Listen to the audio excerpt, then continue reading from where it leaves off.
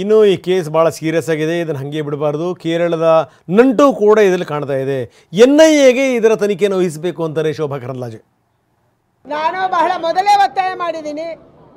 ನಾಗಮಂಗಲ ಘಟನೆಯಲ್ಲಿ ಕೇರಳದ ಕೈವಾಡ ಇದೆ. ಅದಕ್ಕಾಗಿ NIA ತನಿಖೆ ಆಗಬೇಕು ಅನ್ನುವಂಥದ್ದನ್ನು ನಾನು ಡೇ1 ಹೇಳಿದ್ದೆ. ತಕ್ಷಣ ಇವತ್ತು NIA ತನಿಖೆಗೆ ಕೊಡಬೇಕು. NIA ತನಿಖೆ ಮೂಲಕ ಮಾತ್ರ ಯಾರು ಕೇರಳದಿಂದ ಬಂದಿದ್ರು, ಯಾರು ಮಾಸ್ಕ್ ಹಾಕೊಂಡು ಬಂದಿದ್ರು, ಯಾರು ಮಾಸ್ಕನ್ನು ಖರೀದಿ ಮಾಡಿದ್ರು, ಯಾರು ಕಲ್ಲು ಎಸ್ತಿದ್ರು, ಯಾರು ಪೆಟ್ರೋಲ್ ಬಾಂಬ್ ಎಸ್ತಿದ್ರು ಅನ್ನುವಂಥದ್ದನ್ನು ತನಿಖೆ ಮಾಡೋಕ್ಕೆ ಸಾಧ್ಯ. ಕರ್ನಾಟಕ ಪೊಲೀಸರಿಗೆ ಇವತ್ತು ಸತ್ವ ಇಲ್ಲ.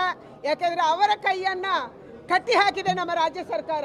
ಕರ್ನಾಟಕದ ಪೊಲೀಸರು ಕೇವಲ ಕರ್ನಾಟಕ ರಾಜ್ಯ ಸರ್ಕಾರ ಹೇಳಿದಂತೆ ಮಾತ್ರ ಮಾಡೋಕ್ಕೆ ಸಾಧ್ಯ. ಯಾಕಂದರೆ ಮುಖ್ಯಮಂತ್ರಿಗಳು ಮತ್ತು ಪರಮೇಶ್ವರ್ ಅವರು ಇದೊಂದು ಚಿಕ್ಕ ಘಟನೆ ಅಂತ ಹೇಳಿದ್ದಾರೆ.